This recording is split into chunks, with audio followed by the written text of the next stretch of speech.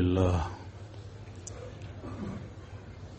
نحمده ونستعينه ونستغفره ونؤمن به ونتوكل عليه ونعوذ بالله من شرور أنفسنا ومن سيئات أعمالنا من يهده الله فلا مضل له ومن يضلله فلا هادي له ونشهد أن لا إله إلا الله وحده لا شريك له ونشهد أن سيدنا ومولانا محمدا عبده ورسوله أما بعد فأعوذ بالله من الشيطان الرجيم بسم الله الرحمن الرحيم واتقوا فتنة لا تصيبن الذين ظلموا منكم خاصة وقال تعالى إنما أموالكم وأولادكم فتنة وقال النبي صلى الله عليه وسلم خير مال المسلم غنم يتبع بها شعف الجبال ومواقع القطر يفر بدينه من الفتن أو كما قال عليه الصلاة والسلام صدق الله العظيم وصدق رسوله النبي الكريم ونحن على ذلك من الشاهدين والشاكرين والحمد لله رب العالمين. درود شریف پڑھی. اللهم صل على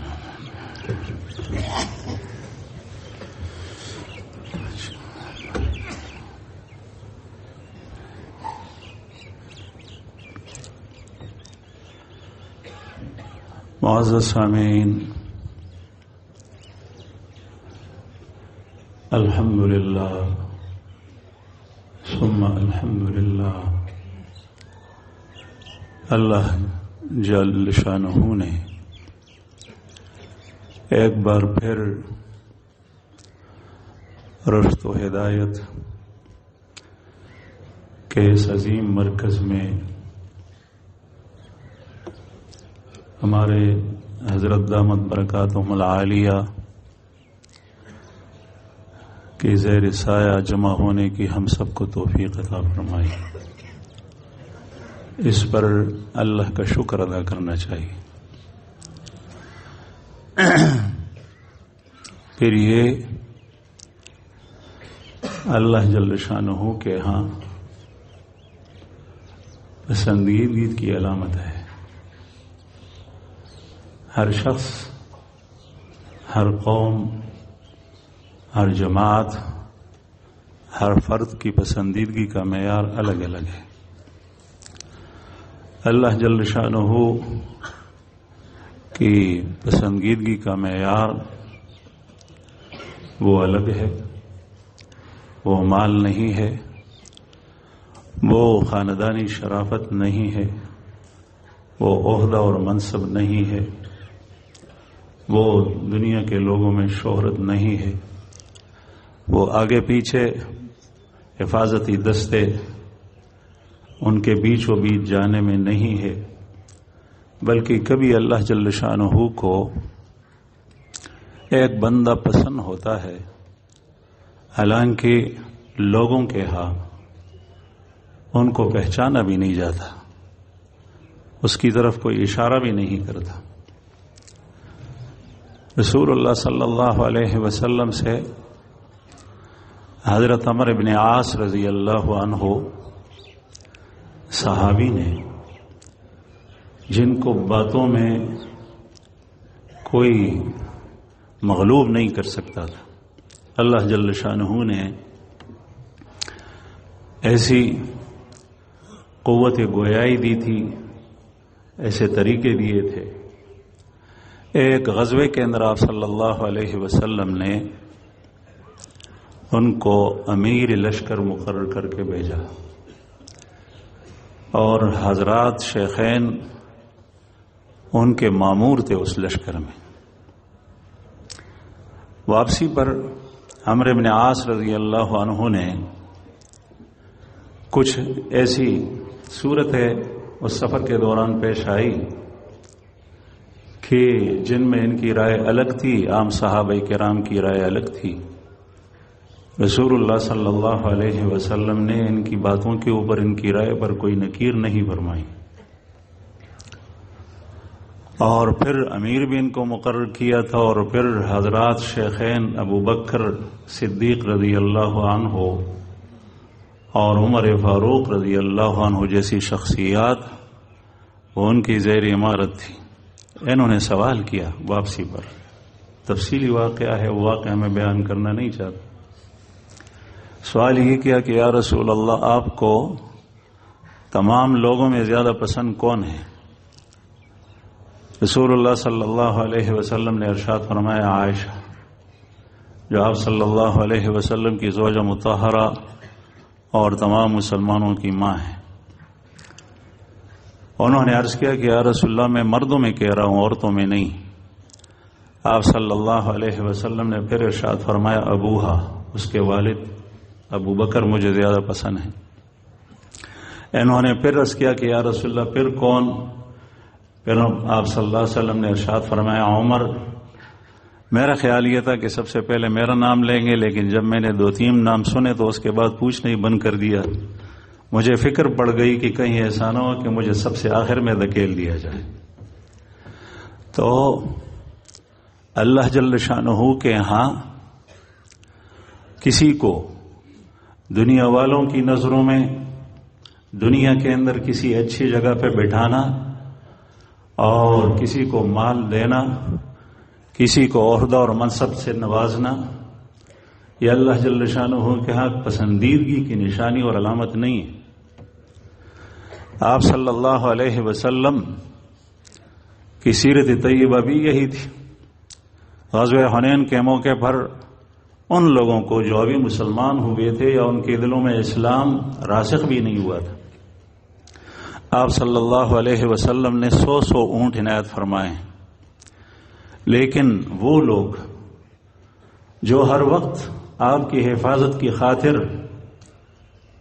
آپ کے آگے پیچھے رہتے تھے، اور ان کے نیزوں اور برچوں اور تلواروں سے خون بہتا تھا دشمنوں کا، اور آپ کی حفاظت کی خاطر اپنا مال، اپنا گھر بار، اپنی بیوی بچے داؤ پر لگائے تھے، ان لوگوں کو عام جس طریقے سے مال غنیمت تقسیم کیا جاتا ہے آپ صلی اللہ علیہ وسلم نے کم دیا۔ بعض نوجوانوں کی زبانوں سے یہ بات نکلی کہ عجیب بات یہ ہے کہ خون ہمارے تلواروں سے دشمنوں کا ٹپک رہا ہے اور مال سے دوسروں کو نوازا جاتا ہے۔ آپ صلی اللہ علیہ وسلم نے ان انصار کو الگ جگہ میں جمع کر کے ارشاد فرمایا کہ کیا تمہیں یہ پسند نہیں ہے؟ مجھ تک ایسی بات پہنچی ہے۔ تو جو انصار کے اکابر تھے انہوں نے عرض کیا کہ یا رسول اللہ، جو بڑے ہیں عمر رسیدہ، انہوں نے ایسی کوئی بات تو نہیں کی، لیکن اگر ہمارے نوجوانوں نے کی ہو تو شاید انہوں نے کی ہے۔ پھر آپ صلی اللہ علیہ وسلم نے ارشاد فرمایا تمہیں یہ پسند نہیں ہے کہ لوگ اپنے گھروں کو اونٹ اور بکریاں لے کر جائیں اور تم اللہ کے رسول کو اپنی جماعت میں لے کر اپنے گھر مدینہ منورہ لے آؤ؟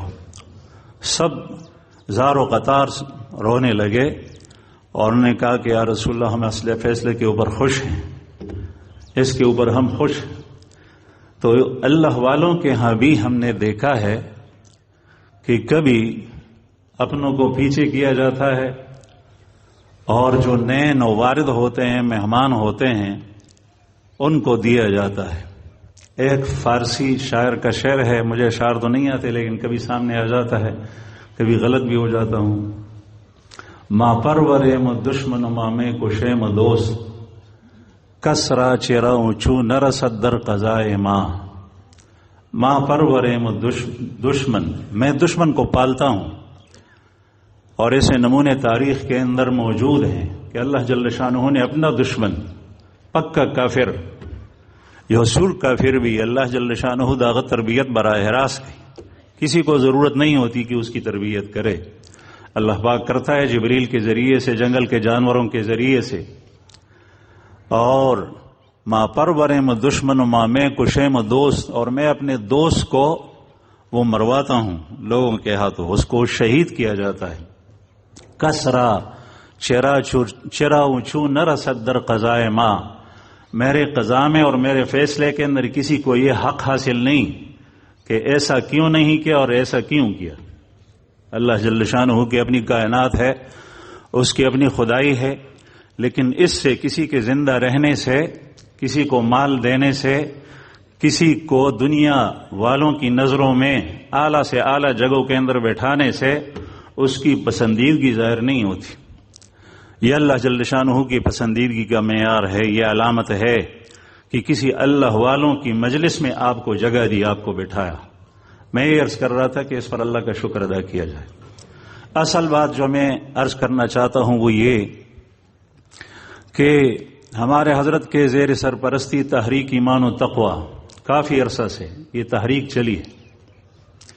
اگر بغیر اس نام کے کام چلتا تو ابتدا کے اندر یہ کام تھا، اگرچہ اس میں افراد مختصر تھے لیکن اس کا نام نہیں تھا۔ مجھے وہ زمانہ یاد ہے، سال ہا سال اس پہ گزرے ہیں کہ نام نہیں تھا لیکن کام تھا۔ اس کی تعبیرات، اس کے مقاصد مختلف تعبیر میں، مختلف عنوانات میں بیان کیے جاتے ہیں، لیکن دراصل حضرت کے دل کے اندر اللہ جل شانہ نے ایک فکر ڈالی، اور وہ فکر یہ ہے کہ آج کل امت مسلمہ کے اندر 3 چیزیں بہت زیادہ غالب آ گئی ہیں جس سے فتنے پھوٹتے ہیں، پھولتے ہیں، پلتے ہیں، اور فتنے ایمان پر، عمل پر، اخلاق پر حملہ آور ہوتے ہیں، یہاں تک کہ شریف خانداروں کے گھروں کے اندر دروازوں پر دستک نہیں بلکہ اندر گھس گئے ہیں، کونے کونے میں پہنچ گئے۔ لیکن 3 چیزیں ہیں جس کی وجہ سے یہ امت اس کا شکار بنتی جا رہی ہے۔ وہ کیا ہے؟ تساہل ہے، تغافل ہے، تکاسل ہے۔ ایک سستی ہے، کسلت، دوسری تساہل ہے، سہولت پسندی، محنت سے، مشقت کے کاموں سے ہم اپنے آپ کو دور رکھتے ہیں، بس آرام ہو، کسی طریقے سے مجھے راحت پہنچے۔ اگر کسی اجتماع میں، کسی مجلس کے اندر آدمی چلا جائے تو وہاں پر بھی یہی سوچ رہتی ہے کہ اچھا کمرہ، اچھا بستر، اچھی جگہ مجھے ملے۔ حضرت کی طرف سے کل مختصر ہدایات بیان ہوئی تھی، اس کے اندر یہی بتایا گیا تھا کہ آپ حضرات جو یہاں پر آئے ہیں تو آپ میزبان ہیں، وہ ہمارے بھائی جو نئے آئیں گے وہ مہمان ہیں، آپ ان کی خدمت کریں اور آپ اس میں ایثار سے کام لیں، راحت پسندی میں، سہولت پسندی میں بھی ایثار سے کام لیں اور خدمت کے اندر بھی ایثار سے کام لیں۔ جن حضرات نے خدمت خود لی ہے دوسرا اس میں نہ گھسیں، جذبات میں آ کر، شوق میں آ کر۔ تو بہرحال ایک چیز جس کی وجہ سے امت شکار ہو رہی فتنوں کا وہ ہے تکاسل، کسل، سستی۔ ایک ہے تساہل، سہولت پسندی۔ مجھے ایک مولوی صاحب کے بہت بڑے عالم کے بیٹے نے کہا کہ کبھی 6-7 دن ہو جاتے ہیں میں جنابت کے اندر ہوتا ہوں، غسل نہیں کر پاتا۔ یہ تکاسل ہے، کسل اتنی غالب آ جاتی ہے کہ آدمی گناہ در گناہ کے اندر مبتلا ہوتا ہے۔ حدیث مبارک میں آتا ہے لا تدخل الملائکہ فیہ کلب او صورت وفی روایت او جنب، اس گھر کے اندر فرشتے داخل نہیں ہوتے جس کے اندر کتا ہو، تصویر ہو اور فرشتے ہوں۔ یہ جنبی آدمی ہو، جنبی عورت ہو، جنبی مرد ہو جنابت کے اندر، لیکن یہ کسلت ہے۔ ایک آدمی کا جی چاہتا ہے میں قرآن کریم کی تلاوت کروں لیکن نہیں کر پاتا۔ بہت سارے لوگ ایسے آئے ہیں، یہاں پر مرکز میں آتے ہیں، وہاں پشار میں آئے جو مجھ سے ملے وہ کہتے ہیں حافظ قرآن، میں قرآن پاک نہیں پڑھ سکتا۔ کیوں نہیں پڑھ سکتے؟ بس نہیں پڑھ سکتے، زمانہ ہو گیا، قرآن کریم مجھ سے رہ گیا ہے۔ اس کے اوپر نگران مقرر کیا جاتا ہے، پھر اس کو کہا جاتا ہے کہ یہاں بیٹھ جاؤ، قرآن پاک شروع کرو، 1 سپارہ پڑھ کر پھر آؤ۔ تو وہ 1 سپارہ پڑھ لیتا ہے، پھر اس سے پوچھتے ہیں ایک پارہ پڑھ لیا؟ اس نے کہا کہ ہاں پڑھ لیا۔ یہ کسل ہے، سستی ہے۔ رسول اللہ صلی اللہ علیہ وسلم اس کسل سے پناہ مانگتے تھے، اللہم انی اعوذ بک من الکسل، یا اللہ میں سستی سے پناہ مانگتا ہوں۔ اس لیے حضرات اکابر مشائخ کے مجالس میں سب سے بڑا فائدہ، مولانا تھانوی رحمہ اللہ کے ملفوظات میں تو جگہ جگہ یہ چیز ہے کہ ان مجالس میں جانے سے انسان کی ہمت بنتی ہے، ہمت اس کے اندر پیدا ہوتی ہے، اور ہمت یہ مقابلہ کرتی ہے انسان کی کسل کا، سستی کا، سستی آتی ہے۔ میں تسبیحات مسنون نہیں پڑھ سکتا، میں بیت ہو گئی ہوں 4 سال ہو گئے لیکن میں یہ نہیں کر سکتا، یہ نہیں کر سکتا۔ تو عرض یہ کر رہا تھا کہ ایک ہے تغافل، غفلت۔ ہم دنیا کے اندر سب سے آگے ہیں، شیر ہیں شیر، لیکن دین کے معاملے میں غفلت برتی جا رہی ہے۔ اسی تغافل نے کی وجہ سے ہمیں فتنوں نے شکار کیا، فتنوں سے آگے رہے۔ تو میں عرض کر رہا تھا کہ آج کل فتنے ہی فتنے ہیں۔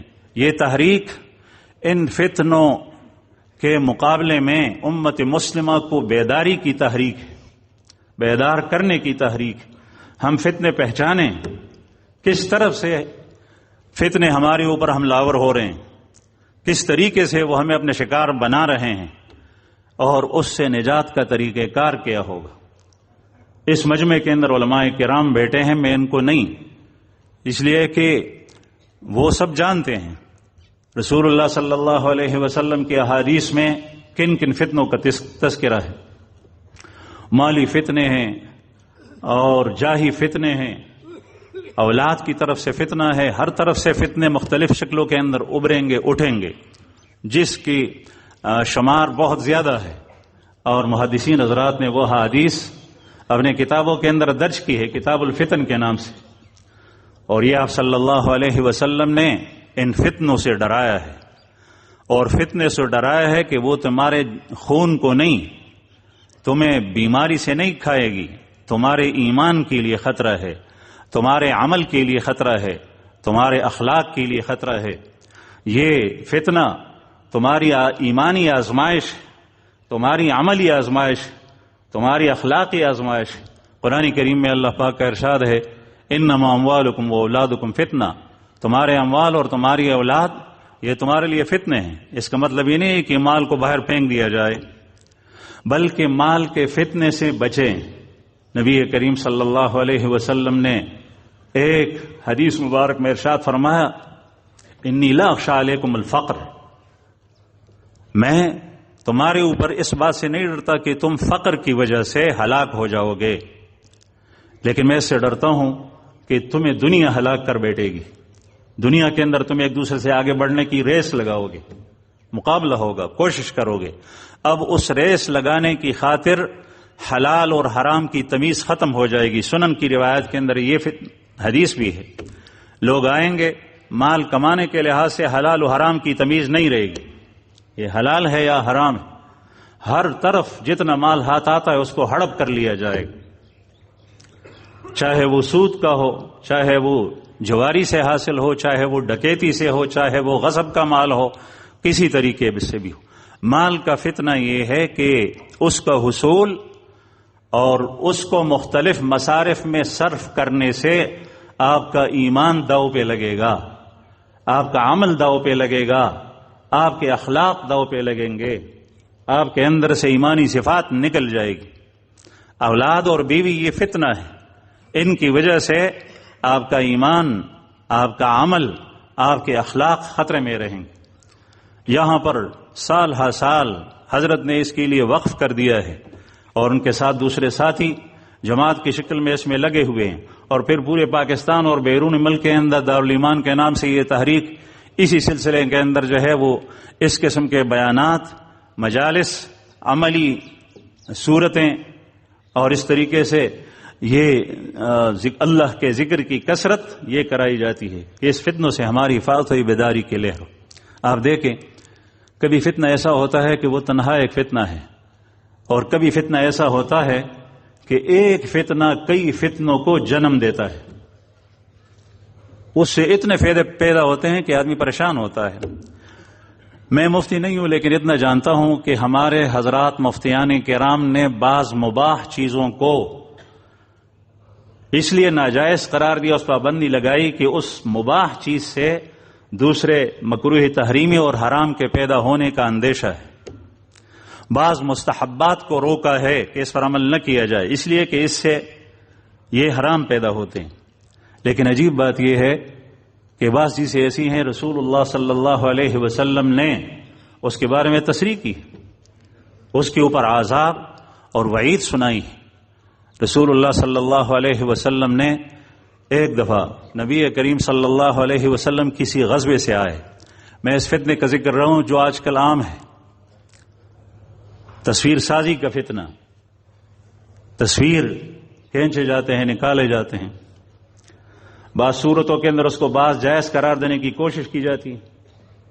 حالانکہ ایک زمانہ وہ تھا کہ امت اس پہ متحد تھی، متفق تھی کہ تصویر حرام ہے. اور سب سے پہلے جو شخص جس نے تصویر کے اباحت کے اوپر کتاب لکھی اور تحریر لکھی وہ جامعہ ازہر کا وائس چانسلر تھا، جس کا نام محمد بخیت المطیع آتا ہے. اور اس نے رسالہ لکھا تقریباً آج سے 195 سال پہلے. اس کے اندر اس نے لکھا ہے اباحیت الصورت الفوتوغرافیہ، یعنی جو تصویر ہے کیمرے کی اس کا مباح ہونا. وہ مصر جو آج کل تصویروں کا مختلف انواع سے ایک آماجگاہ بنا ہوا ہے اور فتنے وہاں سے اٹھتے ہیں، اس کے علماء اس کے خلاف اٹھے. جامعہ ازہر کے سارے علماء اس کے خلاف ہو گئے، مصر کے سارے علماء اس کے خلاف ہو گئے، یہاں تک کہ ان کے ایک شاگرد محمد مصطفیٰ الحمامی اس نے اس کے مقابلے میں رسالہ لکھا اور اخیر میں یہ کہا کہ جتنے لوگ اس کے مرتکب ہوں گے ان سب کا گناہ ہمارے شیخ کے گردن کے اوپر پڑے گا.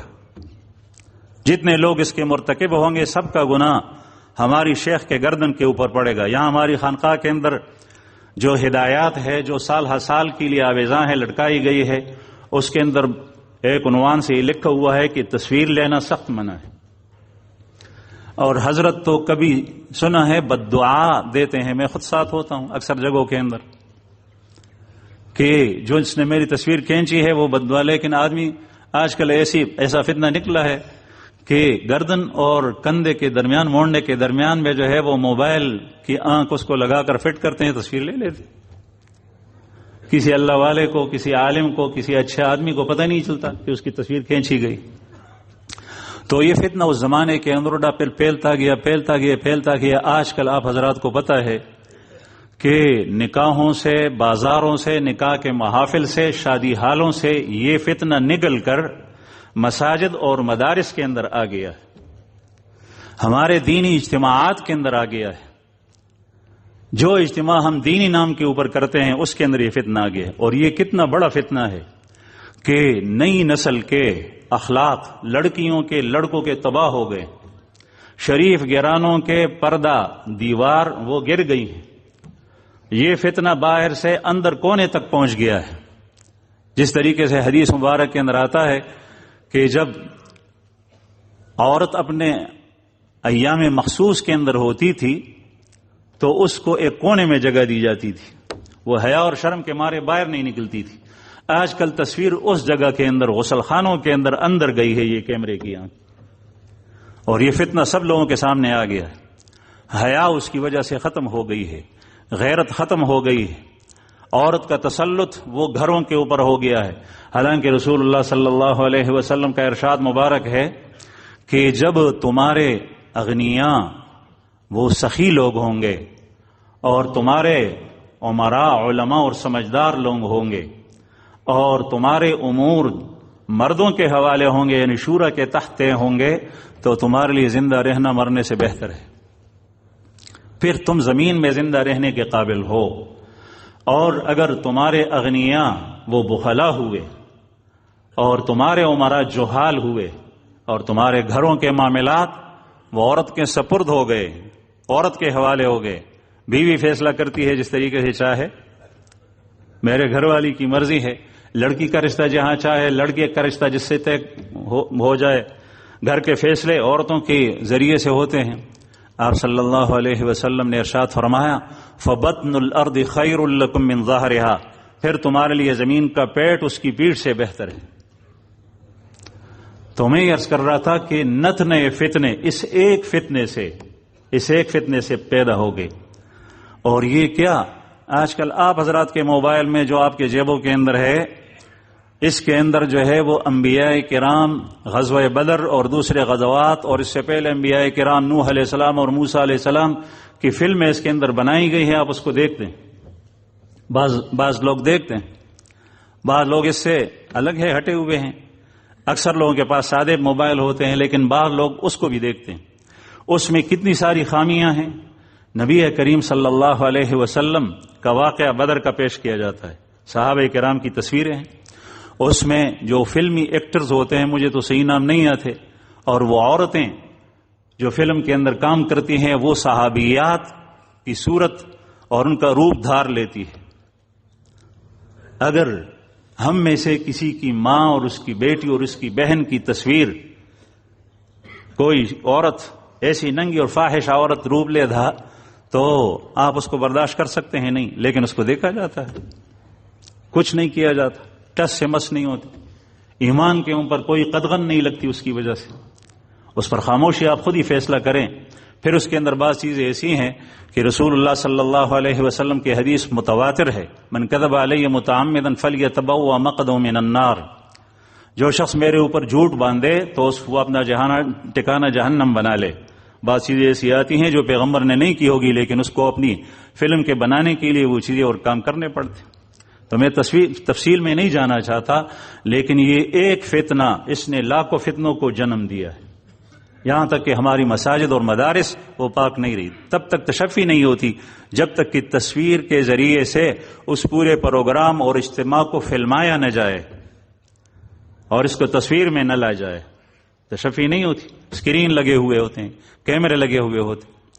تو یہ عرض ہی کر رہا تھا کہ یہ ایک ہی فتنہ ہے، ایک، لیکن کتنے فتنوں کو جنم لیتے۔ اب آپ اندازہ لگائیں کہ یہ فتنہ مسجد اور مدرسے کے اندر پہنچے، کم از کم اگر ایمان محفوظ ہے، عمل محفوظ ہے، اخلاق محفوظ ہے، تو عمل کے اندر خشوع میں فرق آئے گا، برکات کے اندر فرق آئے گا، اخلاص کے اندر فرق آئے گا، توجہ کے اندر فرق آئے گا۔ جس طریقے سے حدیث مبارک میں آتا ہے کہ مالی فتنے ہوں گے، سود، بعض لوگ اس سے بچیں گے لیکن اس کے دھوئیں سے وہ بھی نہیں بچ سکتے۔ جس طریقے سے یہ ایک فتنہ ہے، پوری امت کو اس نے گھیر لیا، اس طریقے سے یہ بھی ایک فتنہ ہے۔ تو یہ فتنے ہیں، بعض فتنے ایسے ہیں جو عوام کے اندر ہیں، بعض فتنے ایسے ہیں، ناراض نہ ہو آپ، میں اپنے آپ کو کہہ رہا ہوں، وہ علماء کے مدارس اور ان کے درسگاہوں اور ان کے گھروں کے اوپر دستک دے رہے ہیں۔ مختلف قسم کی نوعیت کے فتنے، مصلحت پسندی کا فتنہ ہے، اس میں یہ مصلحت ہے یہ کام اس نوعیت پہ ابھی نہ کیا جائے، یہ ہے یہ ہے یہ۔ صحابہ کرام اس لیے پوری دنیا کے اوپر غالب نہیں ہوئے کہ اس کا صرف نام صحابی تھا، بلکہ صحابہ کرام اپنے ایمان، اپنے اعمال، اپنے ایمانی صفات، اپنے اخلاق جو انہوں نے رسول اللہ صلی اللہ علیہ وسلم کی صحبت میں اپنے اوپر وہ رنگ لیا تھا، اس کی وجہ سے دنیا کے اوپر غالب آ گئے تھے۔ ان میں یہ فتنہ نہیں تھا۔ حضرت عمر رضی اللہ عنہ کے پاس انہی عمرو بن عاص رضی اللہ عنہ جن کا تذکرہ میں نے پہلے کیا، یہ مصر کے گورنر تھے، ان کا خط آیا کہ حضرت یہاں امیر المومنین یہاں ایک فتنہ ہے، وہ یہ کہ سال کے اندر ایک لڑکی دریائے نیل میں ڈالی جاتی ہے، اس وجہ سے کہ دریائے نیل کا پانی کم ہوتا ہے اور پھر قحط آتی ہے، فصلیں نہیں ہوتے، دریا کے اندر پانی نہیں ہوتا، نہریں خشک ہو جاتی ہیں۔ جب یہ لڑکی اس میں بند سنور کر ڈالی جاتی ہے تو پھر دریا امڑ آتا ہے، اس میں پانی زیادہ ہوتا ہے، پھر ساری فصلیں سیراب ہوتی ہیں۔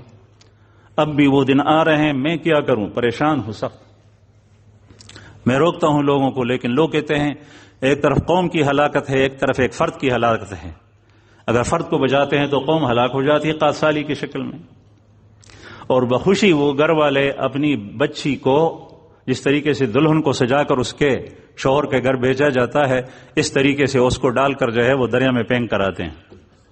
حضرت عمر رضی اللہ عنہ کے جو سے یہ خط پہنچا تو انہوں نے، ڈاک کا انتظام اس زمانے کے اندر ہوا تھا، بہت تیز تھا، انہوں نے جواب میں لکھا، ایک تو عمرو بن عاص رضی اللہ عنہ کو خط لکھا کہ ہرگز اس پر عمل نہ کیا جائے، مصلحت نہیں دی، اس کے اوپر ہرگز عمل نہ کیا جائے، اور دوسری پرچی دریا کے نام پر دی کہ تو اللہ کا مخلوق ہے، ہم بھی اللہ کے بندے ہیں، تمہیں اللہ نے اپنے حکم سے ہمارے لیے جاری کیا ہے، مسخر کیا ہے کہ ہم تیرے پانی کو استعمال کریں، اگر تم اللہ کے حکم سے جاری ہو تو ہم اللہ سے دعا کرتے ہیں، مانگتے ہیں کہ اس طریقے سے جاری رہے، اور اگر تم اللہ کے حکم سے جاری نہیں ہو بغیر اس چیز کے تو ہم کبھی بھی ایسا نہیں کریں گے، تم خشک ہی اچھا ہے، ہمیں تمہاری کوئی ضرورت نہیں۔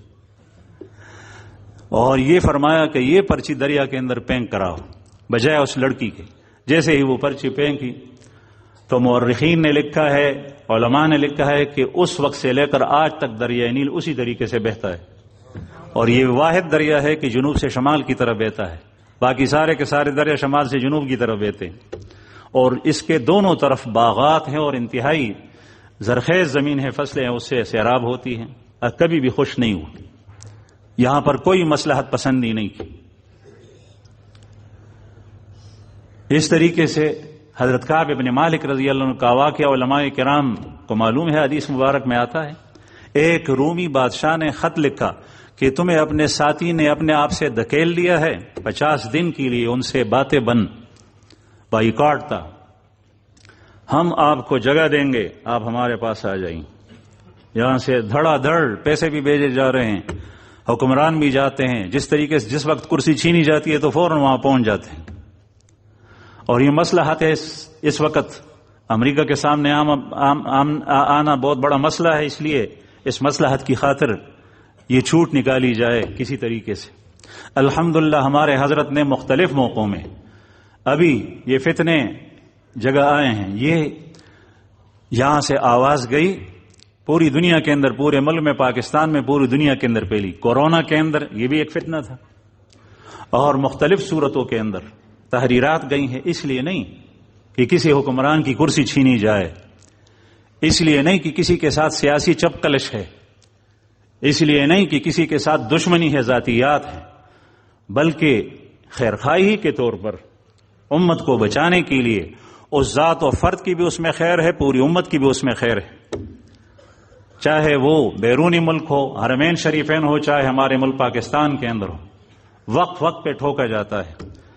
اور احادیث کے اندر آتا ہے، عبداللہ بن مبارک رحمہ اللہ نے الرقائق میں اور مشکات شریف کے اندر فتنوں کی احادیث موجود ہے، آپ دیکھ سکتے ہیں، اس میں ہے کہ علماء حکمرانوں کی طرف سے آپ کو مشکلات سامنے آئیں گی، حکمرانوں کی طرف سے مشکلات سامنے آئیں گی، جس شخص نے ان مشکلات کا سامنا کیا، چاہے وہ ہاتھ سے روکا، زبان سے روکا، دل سے روکا، وہ بچ جائے گا، اور جس نے اس طریقے سے نہیں کیا وہ اس فتنے کے میں پھنسے گا، وہ بھی جہنم میں جائیں گے، یہ بھی جہنم میں جائیں گے۔ اور آپ صلی اللہ علیہ وسلم کا ارشاد مبارک ہے کہ ایسے حکمران آئیں گے کہ دین سے ہٹ کر فیصلے کریں گے، اگر آپ لوگ ان کی ہاں میں ہاں ملاؤ گے تو جس طریقے سے وہ جہنم میں جائیں گے، سب سے پہلے یہ بھی بندروں کی طرح وہ علماء جنہوں نے ان کے ہاں میں ہاں ملایا ہے بندروں کی طرح گھسیٹ دیے جائیں گے۔ یہ حدیث شریف کا مفہوم ہے۔ تو میں یہ عرض کر رہا تھا کہ یہ مصلحت پسندی کا فتنہ، ہر دل عزیزی کا فتنہ، کہ کوئی ناراض نہ ہو، سارے خوش ہوں۔ عورتوں کے سامنے بھی ہنسا جاتا ہے، ننگے سر عورتیں اس کے مجلس کے اندر جو ہے وہ بیٹھ کر اس کو خوش کیا جاتا ہے، اس لیے کہ ہر ایک کو دوست رکھنا ہے، ہر ایک کو خوش رکھنا ہے۔ یہ سارے کے سارے فتنے ہیں، اس میں دین رہے گا کہاں؟ ہم مسلمان ہیں، دین کی وجہ سے ہیں، دین اسلام کی برکت سے۔ اللہ جل شانہ کی مدد آئے گی تو آئے گی کب، کیسے آئے گی؟ وَأَنْتُمُ الْأَعْلَوْنَ إِن كُنتُم مُؤْمِنِينَ وَمَا النَّصْرُ إِلَّا مِنْ عِنْدِ اللَّهِ۔ مدد آتی ہے اللہ جل شانہ کی طرف سے، اور یہ اس وقت آئے گی کہ جب اللہ کے دین پر اللہ کی طرف سے آئے گی، اللہ کے ساتھ لگے رہو گے تو تب آئے گی۔ یہ ہماری مصلحت ہوتی ہے کہ فلاں کے ساتھ بھی تعلق ہو، فلاں کے ساتھ بھی تعلق ہو، فلاں کے ساتھ تعلق ہو۔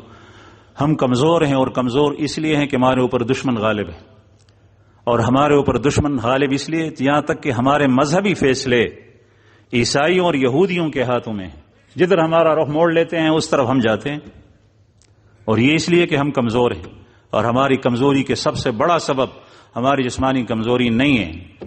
صحابہ کرام کو ایک دن میں ایک کھجور دیا جاتا تھا، ہم 3 دفعہ کھانا کھاتے ہیں، ہم کیسے کمزور ہوں گے؟ وہ اللہ کے دشمنوں کے ساتھ لڑتے ہیں اور غالب بھی آتے ہیں۔ ایک کھجور. پھر کسی نے پوچھا کہ ایک کھجور سے دن میں کیا ہوتا ہے؟ پورا دن، بڑا دن، گرمی کا موسم اور ایک کھجور.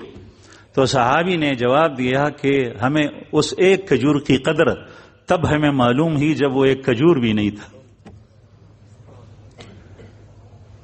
ہم اس وجہ سے کمزور نہیں ہے کہ ہمارے پاس لباس نہیں ہے. صحابہ کرام، حضرت علی کرم اللہ، وہ جو سخت سردی کے زمانے میں اون کا چمڑا اتار کر اس میں سوراخ کیا، اس نے پہن لیا، آگے بھی لٹکایا پیچھے بھی لٹکایا، باہر نکلے. سخت سردی، بھوک لگی ہے، ایک یہودی باغ کو پانی دے رہا ہے. اس یہودی نے آواز دی، وہ تھک گیا تھا، وہ ڈول نکالتا تھا، ڈول کے اوپر ڈول، ڈول کے اوپر ڈول، باغ کو سیراب کرتا تھا، پودوں کو پانی لگاتا تھا. حضرت علی کرم اللہ وہ جو نے دیکھا ان کو بھوک لگی ہے، باغ کے اندر کھجوریں ہیں، تو وہ یہودی کہتا ہے، یا آرابی حل لکا تمرۃ فی دلو، آیا ایک کھجور، ایک ڈول کے بدلے میں کھجور پر راضی ہو؟ ایک ڈول نکالو، ایک کھجور دوں گا، ایک دانہ کھجور کا. یہودی تو تھے بڑے بخیل، تو انہوں نے فرمایا کہ ہاں. تو دیوار کو پلنگ کے اندر چلے گئے.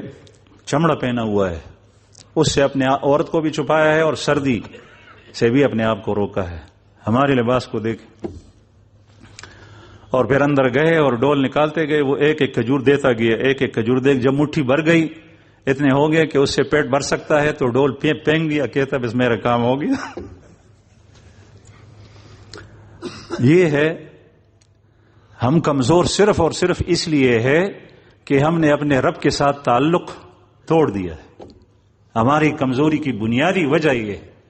وہ طاقتور نہیں ہے، وہ اس لیے طاقتور آ گئے ہیں، وہ اپنے جو اللہ جل شانہ نے ان کو دیا ہے وہ دیا ہے، وہ بڑے بزدل ہیں، بڑے کمزور ہیں.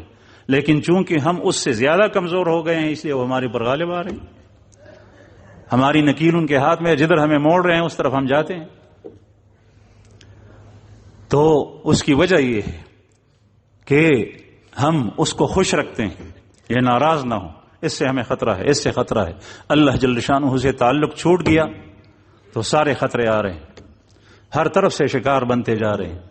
حضرت معاویہ رضی اللہ عنہ، امیر معاویہ شام کے اندر ہے، اس وقت شام دار الخلافہ ہے، یہ امیر المؤمنین ہیں.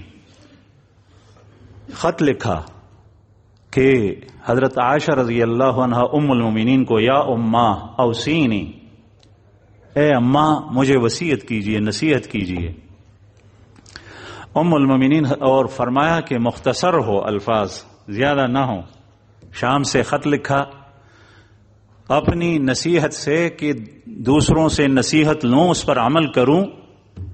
یہ آج کل یہ بھی ایک فتنہ ہے، انک اس کی باتیں میں سنوں. علم میں مجھ سے کمزور، عمر کے اندر کمزور، ایسی جگہوں کے اندر نہیں بیٹھتا جہاں پر میں بیٹھتا ہوں، میرا جن جن سے تعلق ہے اس کا اس کے ساتھ تعلق نہیں. یہ بھی ایک عظیم فتنہ ہے. حضرت عبداللہ ابن عباس رضی اللہ عنہما سے کسی نے پوچھا کہ آپ تو عمر میں چھوٹے تھے جس وقت رسول اللہ صلی اللہ علیہ وسلم دنیا سے تشریف لے گئے، آپ بتائیں آپ نے اتنا علم کہاں سے سیکھا؟ آپ کو حبر الامہ، ترجمان القرآن کے لقب سے نوازا جاتا ہے. عبداللہ ابن عباس رضی اللہ عنہ نے فرمایا کہ میں نے کسی شخص کو چھوڑا نہیں، خاندانی اعتبار سے مجھ سے چھوٹا اور عزت کے اعتبار سے مجھ سے کم، جس ہر اعتبار سے چھوٹا یا بڑا اس کے پاس میں گیا اور میں نے اس سے پوچھا کہ رسول اللہ صلی اللہ علیہ وسلم کی حدیثیں جو آپ کے پاس ہے وہ مجھے آپ سنائی ہیں، ان سے میں لیتا رہا، اسی وجہ سے میرے پاس علم آ گیا. تو حضرت امیر معاویہ رضی اللہ عنہ اپنے آپ کو قابل نصیحت سمجھتے ہیں کہ مجھے کوئی نصیحت کرے. بادشاہ ہیں، رسول اللہ صلی اللہ علیہ وسلم کے صحابی ہیں. انہوں نے خط لکھا، ام المؤمنین رضی اللہ عنہ نے جواب دیا، مختصر سلام کا جواب دیا. فرمایا فإنی سمعت رسول اللہ صلی اللہ علیہ وسلم یقول من التمس رضا اللہ فی سخط الناس کفاہ اللہ مؤونۃ الناس ومن التمس رضا الناس فی سخط اللہ وکلہ الی الناس والسلام علیک. کہ میں نے رسول اللہ صلی اللہ علیہ وسلم کو ارشاد فرماتے ہوئے سنا ہے کہ جس نے اللہ کی رضا اور خوشنودی کو ٹٹولا اور تلاش کیا، لوگوں کی ناراضگی کی صورت میں سارے لوگ ناراض ہوں، اللہ راضی ہوں، تو اللہ جل شانہ اس کی تمام ضرورتیں جو مخلوق سے وابستہ ہے اکیلے اپنی طرف سے پوری کرے گا. کسی کو ضرورت نہ کسی تھانے دار کو ضرورت ہوگی، نہ کسی ایس ایچ او کی ضرورت ہوگی، نہ کسی وزیر کی ضرورت ہوگی، نہ وزیر اعظم سے، نہ صدر سے، نہ کسی اور بابو سے اور افسر سے اس کو تعلق کی ضرورت ہوگی. اللہ پاک اس کی ساری حاجتیں پوری. کفاہ اللہ مؤونۃ الناس، لوگوں کی دوڑ دھوپ سے اللہ اس کو مستغنی کرے گا، کسی کے پاس جانے کی ضرورت نہیں ہوگی. وَمَنِ الْتَمَسَ رِضَا النَّاسِ فِي سَخَطِ اللَّهِ، اور جو شخص لوگوں کو راضی کرنا چاہے اللہ ناراض ہو، وَكَّلَهُ اللَّهُ إِلَى النَّاسِ، اللہ تعالیٰ اس کو لوگوں کے حوالے کرے، جاہے ان سے وصول کا، اور لوگ خود نہیں کر سکتے کچھ. تو میں یہ عرض کر رہا تھا کہ یہ سارے کے سارے فتنے ہیں. سب سے بڑے فتنے جس کا تذکرہ عموماً ان اجتماع میں اور حضرت کی زبانی ہم بار بار زیادہ سنتے ہیں، اور جہاں بھی جاتے ہیں ہمارے ایک سفر کے اندر کئی اجتماعات ہوتی ہے جس میں ہر بار حضرت ایک ہی بیان کو کبھی کبھی دہراتے ہیں. اور یہ اس لیے کہ یہ ایک دعوتی تحریک ہے. وہ یہ کہ اس امت کے اندر جس فتنے نے سب سے زیادہ علماء کو کھا لیا ہے، ہڑپ کر لیا ہے، وہ تشدد اور افتراق ہے، فرقہ بندی اسی چیز نے لیا ہے. جماعتیں ہیں، فرقہ بندیاں ہیں، یہاں تک کہ ایک ہی وفاق کے تحت مدارس الحمدللہ وفاق کی وجہ سے منسلک ہیں، سارے کے سارے متحد ہیں، لیکن کبھی کبھی اپنے مدرسے کے لیے دوسرے کو ناراض کیا جاتا ہے. کراچی کے اندر ہم تھے، مجھے اپنے ایک استاد نے بتایا کہ ہمارے ساتھی وہاں گئے دوسرے مدرسے میں، وہاں اس دیواروں کے اوپر جو ہے وہ کھالوں کے لیے اشتہار لگائیں، تو انہوں نے سارے اشتہارات پاڑ دیا اور ہمیں گالی دی، حالانکہ وہ دوست تھے. اس لیے کہ یہ نفع میرے جولی میں کیوں نہیں آ رہا؟ تو اللہ کے بندے وہ بھی مدرسے میں جا رہا ہے، یہ مدرسے میں جا رہا ہے. میرے مدرسے کے اندر ایک نائب محتمم صاحب آئے. ہمارے مدرسے کے اندر پورا درس نظامی کا نصاب نہیں ہے، دور حدیث کا درجہ ہے، تخصص کا درجہ ہے، موقوف علیہ کا درجہ ہے، اور محلے کے آس پاس کے جو لوگ ہیں کالونیوں میں رہتے ہیں، دور دور گھروں میں ان کے بچے آتے ہیں، تقریباً 70 کے قریب 80 کے قریب بچے ہیں. یہی ہے بس. اس کے باوجود وہ محتمم صاحب مجھے دعوت دینے کے لیے آئے. نائب محتمم صاحب دعوت تو مجھے دی، میں گھر چلا گیا کچھ پھل میوہ نکالنے کے لیے، چائے ان کی خاطر تواضع کرنے کے لیے. تو جب میں گیا تو وہ ہمارے مدرسے کے جو طلبہ تھے ان سے کہہ رہے ہیں کہ اللہ کے بندو تم اس جنگل میں کیوں آئے ہو؟ ہمارے مدرسے میں آ جاؤ، وہاں پر داخل یہاں کیا کرتے ہو؟ جب مقصد یہ ہو تو آپ سوچیں کہ یہ اس میں اخلاص کہاں رہا، للہیت کہاں رہی؟ وہ طالب علم وہاں قریب ہے، وہ دیکھتا ہے. حالانکہ ان طلبہ نے مجھے کہا تھا، وہ طالب علم شاید یہاں بھی ہے، فاضل ہے، مفتی ہے، اس نے مجھے کہا تھا کہ میں یہاں پر، اور مدرسہ ہم نے ان کی وجہ سے شروع کیا تھا، ہم مدرسہ شروع نہیں کرتے تھے. حضرت نے فرمایا تھا، حضرت سے ہر کام میں مشورہ ہوتا ہے، تو حضرت نے فرمایا کہ دور حدیث شروع کی جائے، پھر موقوف علیہ کی اجازت دی. وہ رابعہ کے طالب علم تھے، لیکن وہ کہہ رہے تھے کہ ہم کسی اور مدرسے میں پڑھیں گے نہیں جب تک آپ یہاں پر داخلہ نہیں دیں گے. ان کی وجہ سے ہم نے مدرسہ شروع کیا. وہ پڑھتے نہیں تھے، اب وہ اس کو کہہ رہے کہ وہاں پر کیوں نہیں آتے. اگر صورتحال ایسی ہو، دلوں کے اندر اتنی دوری ہو، اس کی وجہ سے نفاق اور شقاق پیدا ہوتا ہے، گالیاں دی جاتی ہیں، ایک دوسرے کو برداشت نہیں کیا جاتا. اگر مجلس کے اندر، تنہائی کے اندر یہ جواب نہیں دیا تو سارا بڑاس ممبر کے اوپر آ کر نکالتا ہے. اشاروں کے اندر، کنایات کے اندر ان کی ہتک کی جاتی ہے، اس کو نشانہ بنایا جاتا ہے، چاہے بغیر لام کی کیوں نہ ہو. یہ سارے کے سارے فتنے ہیں. ان فتنوں نے ہمیں روک رکھا ہے.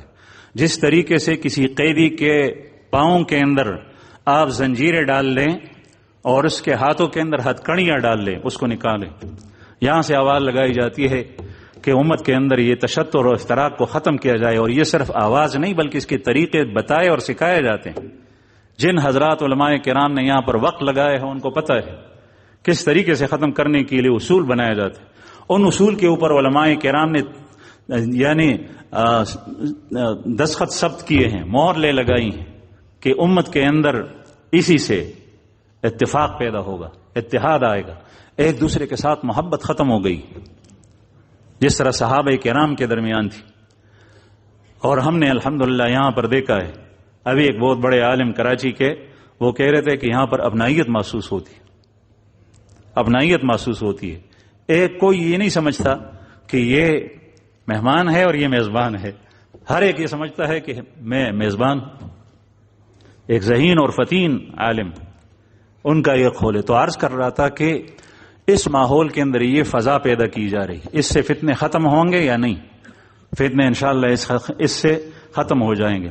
آپ دیکھیں سب سے بڑا فتنہ جو ہمارے اخلاق پر ڈھاکہ ڈال رہا ہے وہ یہ کہ جس میں تزکیہ نہیں ہوتا، تکبر اور انانیت کا مسئلہ، حب مال، حب جاہ اور شہرت، خطابت کے لیے کہ مجھے لوگ داد دیں اور میری تعریف کریں، ایسے من گڑت روایات کو گھڑا جاتا ہے ممبر کے اوپر کہ لوگ اس سے محظوظ ہو جاتے ہیں، واہ واہ کرتے ہیں. پیچھے کوئی نہیں کہتا کہ کیا ہے. بعض دفعہ ایسا بھی ہوتا ہے کہ حوالے بھی دیے جاتے ہیں، لیکن اگر پیچھے اس حدیث کے لیے وہ حوالہ تلاش کیا جائے تو وہ حوالہ نہیں ہوتا، غائب ہوتا ہے. یہ اس لیے ہوتا ہے کہ لوگوں کے مجموع کے اندر جو ہے وہ ایسی تقریر کی جائے کہ جس سے لوگ محظوظ ہو جائیں، لوگ داد دیں. یہ شہرت پسندی کا فتنہ اس نے دین کو مٹا دیا ہے. باطنیت کا فتنہ کافروں کی طرف سے آ رہا ہے. اب مسلمانوں کے اندر ایسے استشراقیت کے فتنے پیدا ہوئے ہیں کہ دین کے حقیقی صورت کو مسخ کیا جاتا ہے. اور حضرت اس کے بارے میں بار بار ارشاد فرماتے ہیں کہ شعر ببر شعر اگر آپ گتے سے اور کاغذ سے بنائیں اور ایک چوہا اس پر مسلط کیا جائے تو کچھ وقت کے اندر وہ سارا شعر کھا جائے گا چوہا، اور حقیقی شعر ہو تو اس سے پورا جنگل ڈرتا ہے. حدیث مبارک میں آتا ہے کہ ایک وقت ایسا آ جائے گا کہ اسلام کا صرف نام رہے گا، اسلام کا صرف نام رہے گا اور قرآن کریم کے صرف الفاظ رہیں گے، بس اس کے علاوہ اور کچھ نہیں ہو.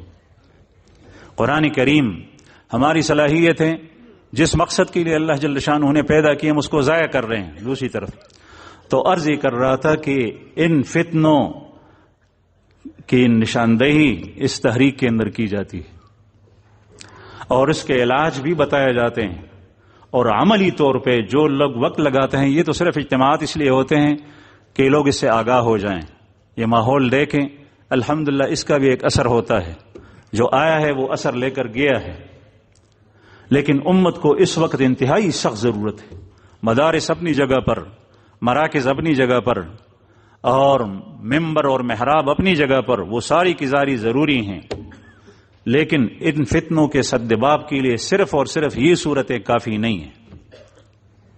اس کے لیے ایک عالمگیر تحریک کی ایسی ضرورت ہے جس میں مسلمانوں کی قوت کو ایک کیا جائے اور پھر اندر سے جو ہماری کمزوری ہے اس کو ختم کیا جائے. اسی کے لیے یہ اجتماعات ہو رہی ہیں. حضرت نے اپنے آپ کو وقف کر لیا ہے. آپ تحریریں دیکھیں، آپ تفسیر دیکھیں، تفسیر البرہان جگہ جگہ سفر کے اندر میں حضرت کے ساتھ ہوتا ہوں. کبھی میں جب اٹھتا ہوں آنکھ کھل جاتی ہے تو حضرت اٹھے ہوئے ہوتے ہیں، رات کو پتہ نہیں کس وقت اٹھے ہوئے ہوتے ہیں. پہلے اللہ جل شانہ سے تعلق جس طریقے سے ہمارے اکابر اسلاف صحابہ کرام نبی کریم صلی اللہ علیہ وسلم سے ہمیں ورثے میں ملی ہے، اور بعض جگہوں پر یہ جھلک دکھائی دیتی ہے، پھر اس کے بعد جو ہے وہ اپنے کام سے کام اس کے اندر لگے ہوئے ہوتے ہیں. یہ اس لیے کہ ایک حدیث مبارک میں آتا ہے نبی کریم صلی اللہ علیہ وسلم سے پوچھا گیا کہ یا رسول اللہ اس کا حل کیا ہے؟ آپ صلی اللہ علیہ وسلم نے ارشاد فرمایا القرآن.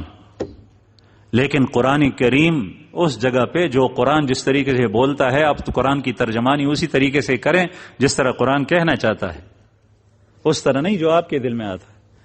ایک دفعہ میں درویش میں تھا، تو یہ وہ زمانہ تھا جس وقت افغانستان پہ امریکہ حملہ کر رہا تھا.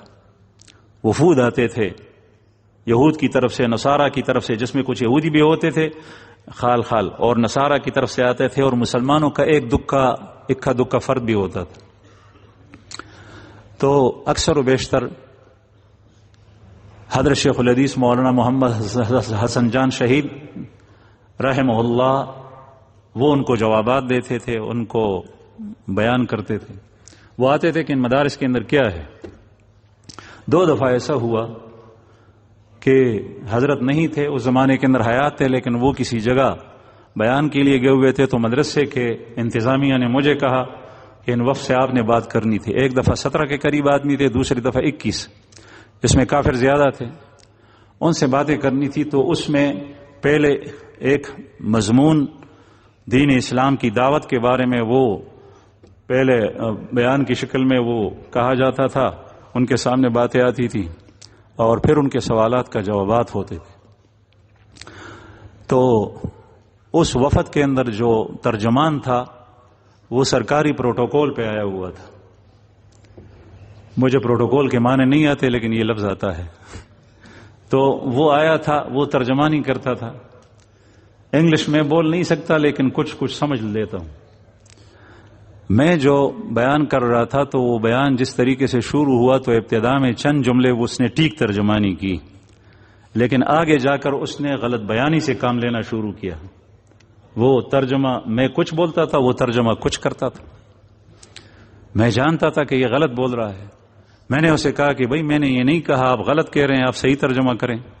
تو ہمارے ایک ساتھی تھے جو پروفیسر تھے ایگریکلچرل یونیورسٹی میں، زرعی یونیورسٹی میں، وہ بہت غصہ ہوئے، طیش میں آ گئے جب میں نے یہ بات کی۔ اس نے کہا کہ آپ ترجمانی نہ کریں، میں کرتا ہوں۔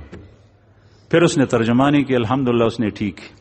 اگر میں صحیح بولتا ہوں اور سامنے وہ لوگ میرے قریب بھی بیٹھے ہوئے ہیں لیکن میری زبان نہیں سمجھتے، بیچ میں ترجمانی کرنے والا وہ غلط بیانی سے کام لے، تو مجھے آپ بتائیں کہ میری باتیں اس کو سمجھ میں آ جائے گی؟ یعنی صحیح باتیں وہ لے گا دل پہ؟ نہیں، قطعاً لے گی۔ قرآن کریم، بعض لوگ یہ کہتے ہیں کہ اللہ کا کلام سنا رہا ہے، اللہ کا کلام سنا رہا ہے لیکن اس میں بات اپنی گھسیڑنے کی کوشش کر رہا ہے۔ یہ غلط ہے۔ قرآن کریم کو چھوڑ دیا جائے جس طریقے سے قرآن کریم کہتا ہے۔ اگر سمجھ میں نہ آئے تو علماء حقانیین کی تفاسیر موجود ہے جس میں رسول اللہ صلی اللہ علیہ وسلم کی تفسیر انہوں نے لی ہے، ان کو دیکھا جائے۔ تو حضرت ایسی تفسیر لکھنے کی کوشش کریں جس میں کئی جلدیں سامنے آ گئی ہیں البرہان کے نام سے، جو ایک خلاصہ ہے، جس میں آپ دیکھیں گے کہ کبھی ایسا ہوتا ہے کہ اسرائیلی روایات تفاسیر کے اندر گھس آئی، جس کی وجہ سے انتہائی پریشانی بنتی ہے۔ حضرات انبیاء کرام کے بارے میں اور انبیاء کرام کے جو پہلی جماعت ہے ان کے بارے میں مختلف قسم کی بدگمانیاں پیدا ہوتی۔ تو عرض یہ کر رہا تھا کہ یہ چیزیں امت کے سامنے صحیح رخ کے اندر سامنے آ جائیں، اسی لیے یہ تحریک جاری ہے، اس کے اجتماعات ہوتے ہیں حضرت کے بیانات سے، ان کی تحریروں سے، اور حضرت جس کو منتخب کرے ان کے بیانات سے، کہ لوگ امت کے اندر ایک بیداری آ جائے، غفلت کے اندر نہ ہو۔ ورنہ فتنے پہلے کے بنسبت زیادہ ہیں۔ پہلے صرف اور صرف عملی نقصانات ہوتے تھے، عملوں کے اوپر حملہ ہوتا تھا، آج کل ایمان کے اوپر حملہ ہے۔ برملا لوگوں کی زبانوں سے ایسے الفاظ نکلتے ہیں جس سے ایمان سلب ہو جاتا ہے۔ اللہ تعالی ہماری حفاظت فرمائیں اور اس جگہ سے زیادہ حضرت کی زیر سایہ استفادہ اٹھانے کی توفیق عطا فرمائیں، اور ہمیں اللہ جل شانہ ہمیں بیداری کی لہر ہمارے اندر دوڑائیں اور فتنوں سے ہماری حفاظت فرمائیں۔ وآخر دعوانا الحمدللہ رب العالمین۔